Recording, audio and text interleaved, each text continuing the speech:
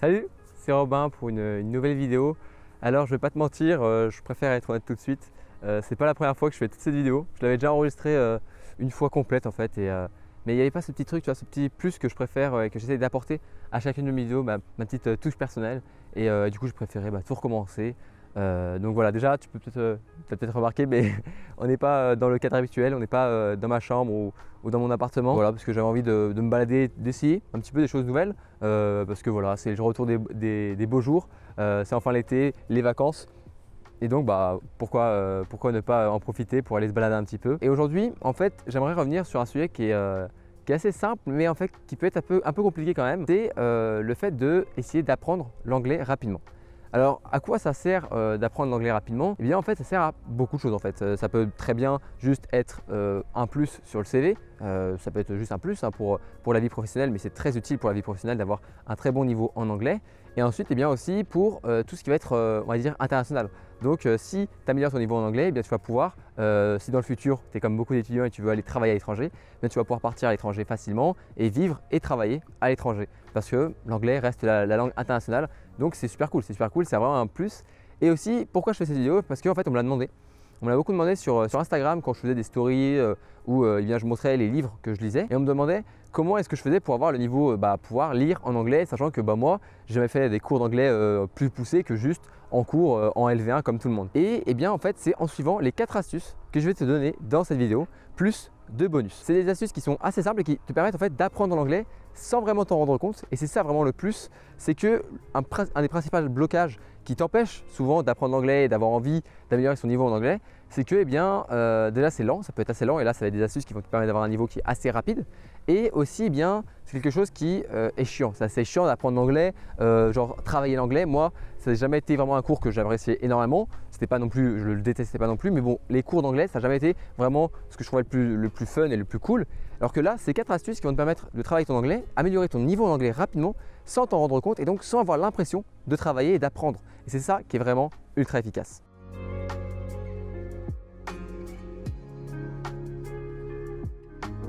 Et on commence avec la première astuce. Alors c'est une astuce que je ne tiens pas de moi, c'est pas moi qui l'ai trouvé, mais c'est un de mes amis que j'ai rencontré en prépa l'année dernière. En fait, lui, il avait son téléphone en espagnol et il apprenait l'espagnol de cette manière, ou encore en fait des petits mots, des petites choses. Et en fait, je me suis dit que c'était une super astuce pour apprendre en fait l'anglais.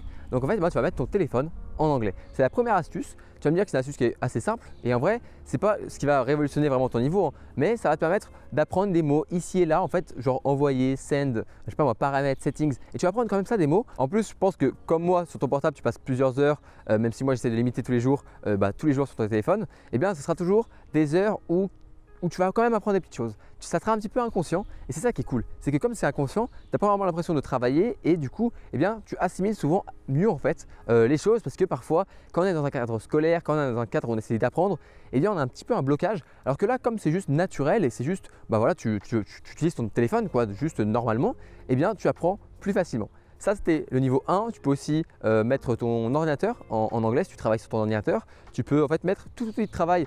Si tu as un iPad ou une tablette que tu utilises pour tes études, mets-la en anglais et tu verras, tu apprendras comme ça des petits mots. Et c'est le niveau 1. C'est un niveau simple, mais c'est une petite astuce qui peut quand même pas mal t'aider à apprendre l'anglais. Enfin, le niveau 2 qui est le niveau le plus connu, qui est reconnu et pourtant, il n'y en a pas beaucoup qui le font à 100%. C'est bien sûr d'utiliser Netflix, Amazon Prime Video, Disney+, pour améliorer son niveau en anglais. C'est le fameux VOSTFR, VOST, VO. Alors, il faut le faire dans ce chemin-là, il ne faut pas tout de suite partir en VO directement parce que sinon, ça va te faire un petit peu de mal. Je pense que tu vas avoir un petit peu de mal au début, surtout sur des séries qui utilisent un langage un petit peu difficile, comme des séries dans un temps passé, genre dans les années je sais pas combien, ou même avec des termes très spécifiques, genre de la médecine, tout ça. Je sais que c'est plus difficile à écouter. Mais moi, ce que j'ai fait pour l'ensemble de mes séries, je les regarde maintenant en VO STFR, puis après VOST, puis après VO. Donc tu commences tranquillement à mettre les sous-titres en français. Et tu vas t'habituer à trouver des mots en anglais, tu vas t'habituer à les entendre et direct avoir la traduction. Ensuite, quand tu commences vraiment à t'assimiler souvent sur une même série, je veux dire, aux voix des personnages, à comment ils parlent, et là tu peux parler en VOST. Donc là tu vas avoir anglais et anglais. Et tu vas aussi apprendre du coup maintenant peut-être des tournures de phrases, des choses comme ça. Et finalement, quand tu te sens assez prêt, tu peux partir directement en full VO. Et on se dit pourquoi est-ce que ça marche? Pourquoi est-ce que ça marche de écouter, bah, c'est cool, c'est de l'oral, donc on apprend plein de choses, ça je suis d'accord. Mais en fait, il y a un aspect que peu de gens en fait, se rendent compte, mais c'est pourquoi est-ce qu'on aime bien apprendre de cette manière. C'est que déjà, bah, c'est ludique, enfin on regarde juste notre série, donc bon, travailler en regardant une série, si moi je pouvais être payé à regarder des séries, je pense que je le ferais tous les jours. Et sinon, eh bien, c'est parce qu'en fait, on n'a pas envie de louper une information dans notre série. On a envie de savoir qui est avec qui est le tueur, qui est le méchant, qu'est-ce qui se passe, les péripéties. On a envie de savoir, on n'a pas envie de louper une information, donc on va essayer de comprendre vraiment la série, on va se donner tous les moyens en fait pour comprendre. Alors que quand tu es en oral, une compréhension orale d'anglais par exemple, sauf si tu es en évaluation, eh bien parfois tu te donnes jamais à 100% pour comprendre. Papillon, pardon. Et alors que là, comme tu es dans ta série, tu n'as pas envie de perdre une miette, tu n'as pas envie de perdre une seule info, eh bien tu vas te donner à fond pour comprendre ta série. Et c'est pour ça qu'on apprend si vite en regardant une série en anglais, en espagnol, en italien, en allemand, n'importe quoi. Donc voilà, tu commences en VOST-FR, tu passes après en VOST quand tu sens que tu as un petit peu le niveau, et après en VO. Et maintenant, le niveau 3. Alors le niveau 3, c'est un petit peu comme pour Netflix et pour Amazon Prime Video, tout ça pour les séries. Ça va être eh bien, de regarder maintenant les vidéos en anglais ou alors des podcasts et écouter des podcasts en anglais. En fait, tout ce que tu vas regarder, eh ben, tu vas essayer de trouver des youtubeurs américains, britanniques et tout ça et regarder leurs vidéos en fait. Et je peux te promettre que eh bien, si tu as fait déjà cette étape de faire les séries en anglais, eh bien, tu vas être agréablement surpris de te rendre compte que tu comprends en fait les vidéos en fait anglaises. Genre moi je sais qu'il y avait beaucoup de vidéos américaines que je pensais que je n'allais pas comprendre parce que ce qui est difficile je trouve avec la langue c'est l'humour, les blagues etc. C'est plus difficile à comprendre d'une langue à l'autre et donc je me suis dit bon bah ok ça va être plus difficile et en fait je me suis forcé à regarder mes vidéos en anglais. Donc je cherchais maintenant les informations en anglais sur YouTube ou sur des podcasts. J'écoutais toujours des trucs en français, mais voilà, de temps en temps j'ai écouté des trucs en anglais et au début je mettais les sous-titres, puis en fait finalement j'ai très rapidement arrêté de mettre les sous-titres et en fait eh bien, je regardais mes vidéos comme ça en anglais et c'est une bonne manière d'apprendre encore une fois et de augmenter rapidement ton niveau en anglais. Et finalement le niveau 4, donc le niveau 4 ou l'astuce numéro 4, eh bien ça va être de lire un livre en anglais. Alors je te mettrai en description sûrement des livres que j'apprécie, que j'ai déjà lu ou que je vais lire en anglais et que je te conseille. Alors on peut se dire que ça va être une épreuve, mais en fait ça peut être un objectif. Ça peut être un objectif par exemple si là tu es en vacances comme moi parce que c'est le début des vacances, et là tu peux te dire ok dans la période des vacances il faut qu'à la fin j'ai réussi à lire un livre en anglais et tu verras, tu penses qu'en fait c'est difficile mais bon, c'est propre à l'anglais, mais l'anglais, je trouve qu'il n'y a pas beaucoup de synonymes. Tu vois, en français, on a plein de manières de dire un seul mot, il y a des nuances, des synonymes, alors qu'en anglais, le langage est un petit peu plus pauvre, même si c'est pas vraiment le terme, mais tu comprends ce que je veux dire. Et c'est parfois assez simple en fait de comprendre l'anglais. Et moi, j'ai rapidement en fait lu mon premier livre en anglais, il faisait 300 pages, tu vois, mais je ne pensais pas que ça allait être aussi simple de lire, alors que moi, encore une fois, je ne suis pas un très grand lecteur, mais ça a été un plaisir en fait de lire et je ne me rendais même pas compte que je lisais en anglais. À la fin, je lisais juste le livre. Et je ne me rendais pas compte que je lisais en anglais et ça m'a beaucoup aidé à la fin de ma prépa avec les évaluations en anglais parce que j'avais vraiment eu un meilleur niveau en compréhension écrite et du coup je lisais bien plus facilement et aussi en expression écrite. Donc l'astuce numéro 4, ça va être de lire un livre en anglais.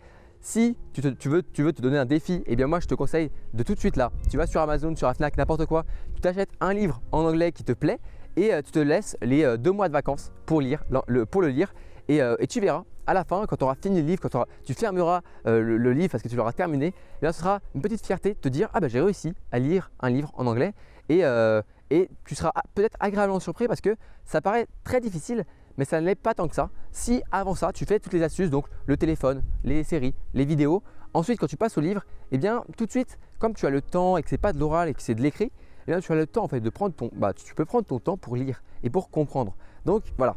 Astuce numéro 4, si tu veux vraiment améliorer rapidement ton niveau en anglais du coup à l'écrit et à la compréhension écrite, eh bien lire un livre en anglais.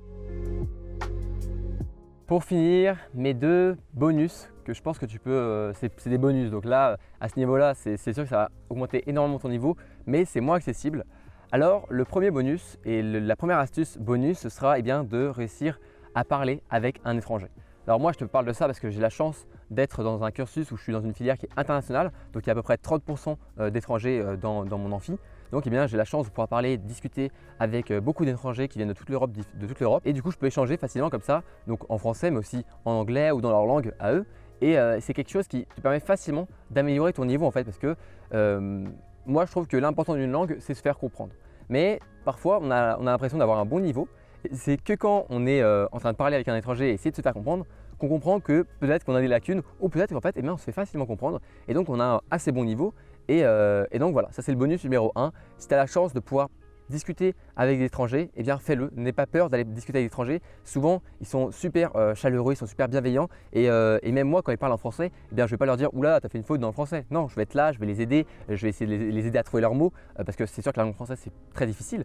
Donc voilà, si tu as la chance de pouvoir parler avec des étrangers, fonce. Et si tu peux faire un cursus et une filière où il y a une ouverture internationale avec des étrangers, eh bien, encore une fois, je peux te garantir que c'est juste magique en fait et c'est juste extraordinaire de pouvoir échanger de cette manière avec bien des personnes de pays différents et de cultures différentes et donc aussi de langues différentes. Ensuite, eh bien, le deuxième bonus, l'astuce bonus, mais bon là, je pense que tout le monde la connaît, eh bien, ça va être de partir à l'étranger. C'est la meilleure astuce en fait, eh bien, si tu veux vraiment d'un seul coup améliorer ton niveau en fait, à 2000%, tu vois, genre à exploser ton niveau. Eh bien, c'est juste de partir à l'étranger. Parce que quand tu vas partir à l'étranger, tu vas avoir ton instinct de survie qui va s'activer. Tu vas avoir en fait ce besoin nécessaire et viscéral de devoir apprendre la langue locale. Parce que pour manger, pour pouvoir te loger, pour pouvoir discuter avec les gens, il va falloir que tu puisses, eh bien, pour juste vivre, apprendre à parler la langue.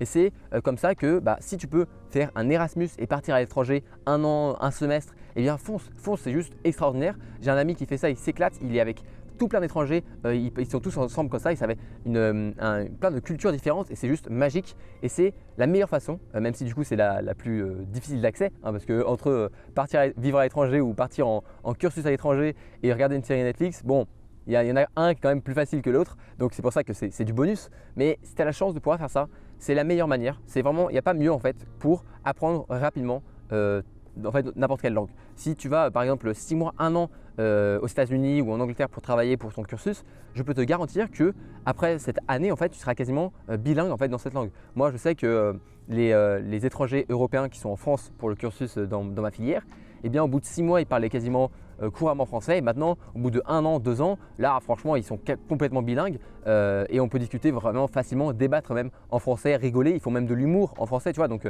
ils sont très très forts. Donc, voilà. Astuce bonus numéro 2, partir vivre à l'étranger. C'est pas accessible à tout le monde, je le sais, hein. Mais bon, maintenant tu sais ce qui te reste à faire si tu veux vraiment exploser ton niveau et devenir complètement bilingue. Et salut, c'est Robin du futur, Robin du montage. Je me rends compte que j'ai oublié de faire une outro à ma vidéo, une petite conclusion à ma vidéo, donc je vais la faire comme ça tranquillou, un peu comme mes podcasts. Donc si tu n'écoutes pas mes podcasts et que tu aimes bien cette façon de parler un petit peu tranquille, eh bien tu peux aller voir mon podcast, s'appelle Étudiant indépendant, c'est dispo partout sur toutes les plateformes. Et moi qu'est-ce que je vais te dire? Eh bien cette vidéo, j'espère qu'elle t'a plu, j'espère que ces 4 astuces et 2 bonus vont t'aider à améliorer ton niveau en anglais. C'est les vacances, c'est le moment où tu peux prendre du temps pour essayer de nouvelles choses, donc peut-être essayer d'apprendre et d'améliorer ton niveau en anglais. Si tu as d'autres astuces, si tu as d'autres manières de travailler, eh bien laisse-les moi en commentaire, je serais ravi d'avoir de nouvelles astuces, de nouvelles manières de travailler. Je sais qu'il y a aussi des applications qui permettent d'aider, mais je n'ai pas trop parlé dans cette vidéo parce que c'est pas ce que j'utilise le plus moi. Mais je sais qu'il y a aussi ça, donc si toi tu en utilises une, parle-moi, dis-moi en plus en commentaire quoi. Et aussi, bien, n'hésite pas à t'abonner à la chaîne YouTube, la cloche, tout ça, si tu veux pas rater les prochaines vidéos. Moi, je te retrouve dans une nouvelle vidéo très bientôt, un nouveau podcast ou n'importe quoi, n'importe quel contenu. Je te retrouve bientôt en tout cas, et j'espère que tout ça ça t'a plu quoi. Et voilà, à la prochaine pour quelque chose, pour une nouvelle vidéo ou un nouveau podcast.